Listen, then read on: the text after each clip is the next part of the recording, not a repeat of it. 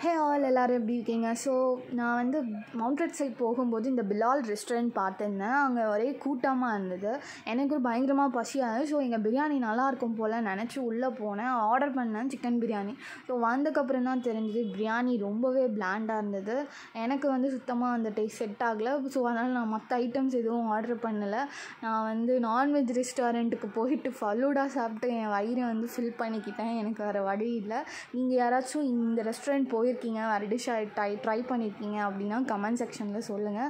And then நீங்கள் ஏன் இவ்வளோ கூட்டம்னு விசாரிச்சப்போ தான் சொன்னாங்க, இங்கே வந்து அந்த பன் பட்டர் ஜாம் வந்து ஃபேமஸ் அப்படின்னு சொல்லிட்டு, அதனால் சாப்பிட்றதுக்காகவே கூட்டம் நிறைய இருக்குதுன்னு.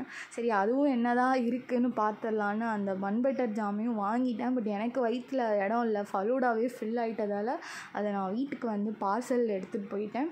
நீங்கள் இந்த ரெஸ்டாரண்ட் போயிருக்கீங்க, இதை ட்ரை பண்ணியிருக்கீங்கன்னா கமெண்ட் செக்ஷனில் சொல்லுங்கள். இன்னொரு vlogல பார்க்கலாம்.